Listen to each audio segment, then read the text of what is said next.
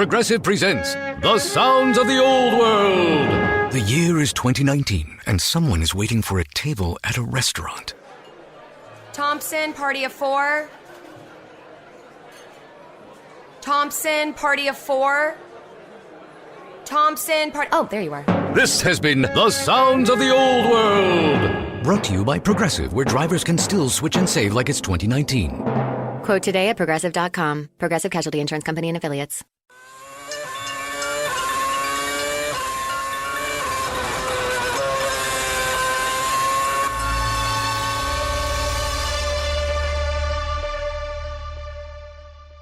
Yes, guys, you all have read it right. We do mean Formula E and not Formula 1 in this week's episode title of the Inside Line F1 podcast.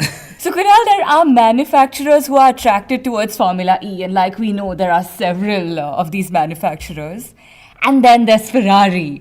Yes, in this week's episode of the Inside Line Formula 1 podcast, don't think we are now the Inside Line Formula E podcast. There's a lot of buzz around it, but not yet for us. But Kunal, Ferrari, I almost thought that they'd say no to racing in Formula E only because there's no historical bonus involved. At least that's what they've been hinting at in Formula 1. Yeah, and to think of it, even the historic bonus from Formula 1 is in danger. And just as we entered the studio, like every week that it happens, Max Mosley has turned around and he has told Liberty Media to reconsider Ferrari's $100 million historic bonus. And, maybe Ferrari are punting that Formula 1 could go the Formula E way. But what if Formula E goes the Formula 1 way?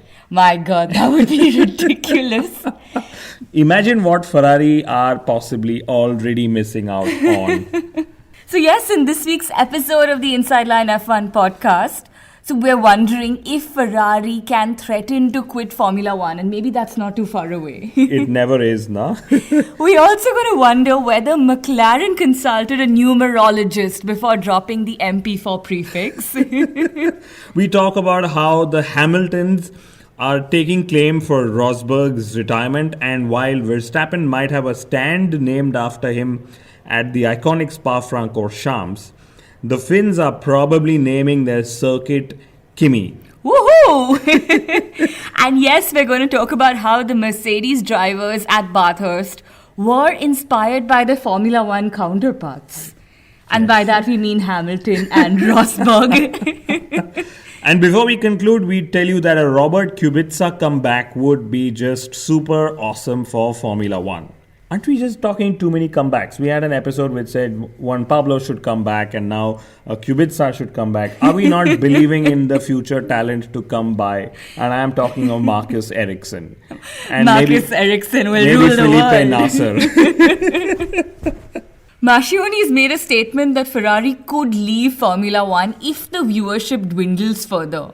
And that's where we believe the next Ferrari threat to quit Formula 1 could come from. Though honestly, Ferrari needs to make up their mind. So, they're hinting about quitting Formula 1. And on the other hand, Kunal, they're talking about buying shares of Formula 1. Like, what the hell? So this makes one thing pretty certain. That tyre strategy isn't the only thing Ferrari is uncertain and confused about. Ferrari's former technical director, and he's now Formula 1's MD for Motorsport, Ross Brawn obviously, he said that Ferrari's staged finished in the 2002 Austrian Grand Prix. You remember that? Yes, of course. He said it caused much disrepute to the team and it was uncalled for. Finally, so after 15 years, somebody from Ferrari or former Ferrari has admitted this. And interestingly, what Brawn has revealed is the inner workings of Ferrari, of how there was, Schumacher knew that Barrichello would let him through and he was waiting for that, and how Barrichello was expected to let Michael through, and all of that political workings that we all know about Ferrari. So very interesting. So also talking about letting drivers through, Ross Brawn has said that he's considering no blue flags in Formula 1. Ouch. Yeah, I'm just not sure how this can work, if it'll work at all. So of all the interesting things that Ross Brawn has said, this is the one thing I do not agree with. On safety and on racing grounds, of course. And I do know that Ross Brawn, of course, knows much better about Formula One than I do. However, this is our podcast and I'm going to put forward my opinion as well. And my view is fairly simple. So if the leader of the pack has beaten the rest of the field, it's sort of foolish to get him to fight with the backmarkers. And that too backmarkers like Gutierrez, my God. The bad boy of the year from 2016. Ladies and gentlemen, if you all haven't tuned in to our Inside Line F1 Podcast Awards, do remember to do so. One person who's definitely going to miss the blue flags, Sebastian Vettel. Kunal, I can yet remember him singing blue flags last season. What will he sing now, man? I wouldn't know. I think he's just learned the bois fairly well from Kymi anyway. Wow. And since we're talking about Ferrari, there's report of some piston innovation and 3D printing, etc. that Ferrari are really working hard on for 2017. I'm glad they're working hard. And they better work hard, goddammit. For how long will they remain the butt of our jokes? But actually, I thought McLaren were and maybe are the butt of our jokes most weekend. Yeah, I'll grant them that actually. There were these crazy rumors doing the rounds for only a few hours actually, but McLaren and BMW. I'm sure Honda feels shit about it, but yeah. I think they just generally feel shit about their partnership with McLaren over time. But anyway, there is major news there is that McLaren are dropping MP4, the iconic prefix of probably some of the most famous racing cars they've manufactured and won in. And like we said earlier, I hope this isn't an outcome of a meeting with a numerologist. Guys, McLaren, I hope you'll know that changing the name of the car will not make it go faster. They also seem to be teasing us with some sort of revert to the iconic orange color that McLaren has. And the images that they've shared on social media actually look like the yellow Renaults. So I'm a bit confused, honestly. I'm not confused. I'm pretty certain that we could possibly have 4 slow yellow cars this season. The Kunal, McLaren can do better. Instead of the color scheme, I think they should just go out there and copy Renault's engine diagrams. The Honda engine can certainly do better by becoming a Renault engine. Well, speaking of Renault, so Nico Hülkenberg has asked Renault to keep it simple. He didn't say keep it simple, stupid. I don't know why, but anyway, he's... You know, the strange thing here, though, is that the team has said that they are aiming to beat Toro Rosso in 2017. And that, to me, as a Hülkenberg fan, is extremely disappointing. What's not disappointing, though, is Nico Hülkenberg's training video. Kunal, did you see that? It was so damn inspiring. There was a fishing rod. How cool is that? A fishing rod with chocolate hanging at the end of it. I'm drooling just at the thought of that. I think... That's a good way to get me to work or the out. topless Nico, I'm not sure. It's the chocolate, Kunal. Anyway, back to McLaren since we were talking of them. So Zach Brown has said that 2018 is McLaren's target to get a title sponsor. And here's where I will put forward the key question. I'm not sure what McLaren will get first. Will it be a podium, a win, or a title sponsor? And that pretty much makes it like an Alonso plus Van Doorn versus Zach Brown. I hope someone wins that game. You know, it'll be really disappointing if they get no win and no title sponsor. And they lose a Fernando Alonso. That would make it far worse. Ouch, ouch, and ouch. Some interesting updates from, our favorite Lewis Hamilton. It seems like his dad has warned Bottas that Lewis Hamilton can end careers. This clearly means that the Hamiltons are now taking credit for Rosberg's retirement. They sure ended that career. Hamilton's helmet design competition. Kunal, I know you've secretly entered that and you've not told me. But anyway, so it seems that he got 8,000 entries. I'm guessing if Max Verstappen had a helmet design competition, he would get like 800,000 million entries or something.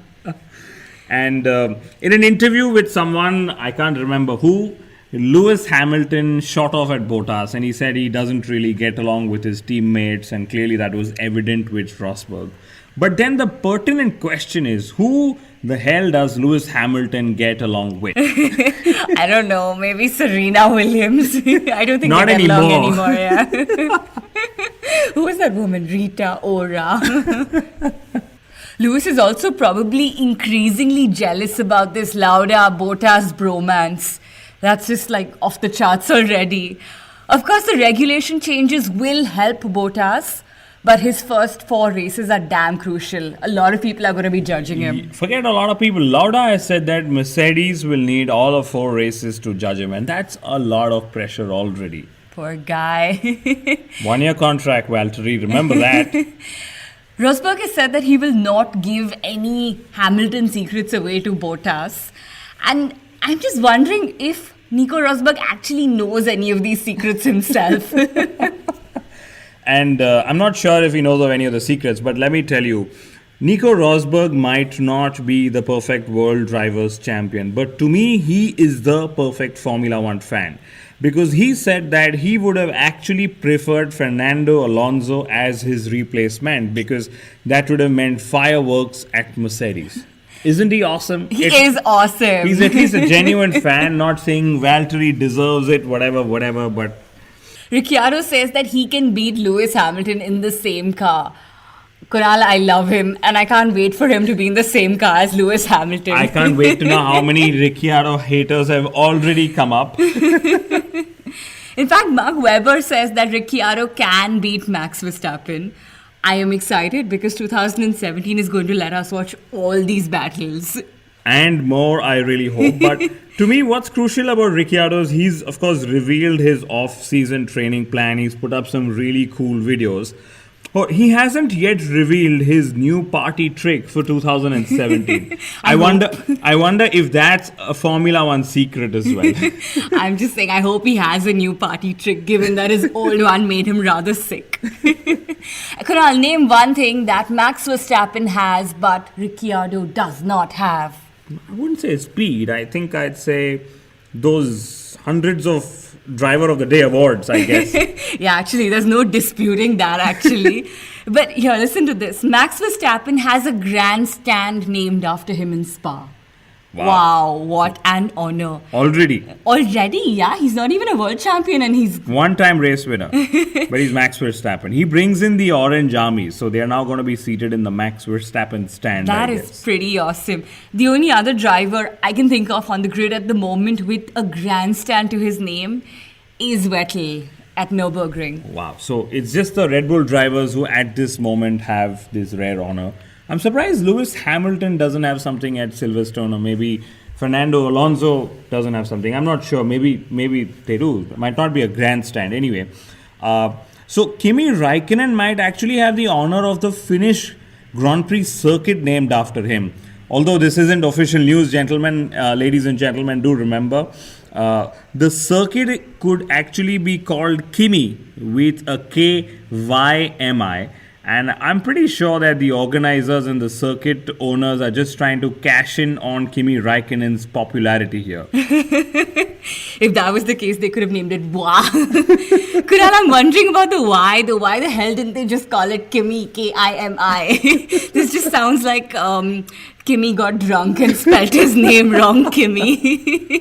Kunal, I'm also sure that a certain Mika Hakkinen, who is, of course, also Finnish, and has won more world championship than Räikkönen, I don't think he's going to be too pleased about this. Well, in other good news, and since we keep saying this is the year of the oldies, since the Liberty Media takeover, it seems that GP2 will become Formula 2 and GP3 will become Formula 3. And it's so good that everything is going back to the olden days. And I hope it's the same with Formula 1 as well. Some other interesting news from the world of motorsport. So MotoGP has done a Me Too and copied Formula 1 in a way. That's a rare, actually. That's a rare.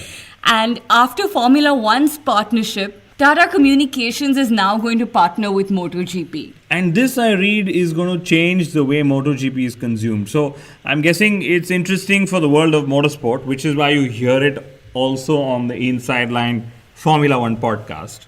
By the way, MotoGP is going to be very happy because Lewis Hamilton recently said in an interview that motorbikes are actually his preferred mode of transport. Take that, Formula One. Yeah, and I'm sure his preferred mode of transport to take a selfie on. Or not, Lewis. But and this also brings us to the joke of the week section, which we all know is actually a favorite for a lot of our listeners. Thank you very much. So Fernando Alonso is on Spain's wealthiest people's list. I'm not surprised. Yeah, but Kunal, there's a tragedy here. The tragedy is that he is at the bottom end here too. He is 197th out of 200. Poor guy, back of the grid. Yeah, I remember this. So I think 198th is his compatriot and the guy who was the losing finalist of the 2017 Australian Open, Rafael Nadal. Correct, if my memory is right. Anyway, Felipe Massa's Formula E test with Jaguar was deemed confidential with no data being made public. And this is why I wonder, was he slow in a Formula E car too? Why wouldn't you make it public? Why wouldn't you tell us his lap times? We want to know, guys. And that brings us to the last point, which we don't hope is a joke. So Robert Kubica is back. He is in the WEC as a full-time driver. And he's also targeting a Formula One return someday, which is pretty awesome. I think that would be pretty awesome. And I am dying to crack that joke where a pole is on pole, okay? And the strange part here is that Pascal Wehrlein's neck injury, which he picked up when he crashed in the Race of Champions in Miami, it claims, or there is unofficial rumors, or rumors are always unofficial, but that Pascal's probably going to miss a few tests and they're not sure at the extent of his injury and the time he'll take. But could this news mean that there could be a possible reunion at Sauber with Robert Kubica? I know I'm always an eternal hopeful. On that note, ladies and gentlemen, thank you so much for tuning in. If you haven't already subscribed to us on iTunes or on Audio Boom, please go ahead and do so. Similarly, we are also on Twitter and Facebook and Google+. And remember to tune in to us every single week for your weekly dose of Formula One humor.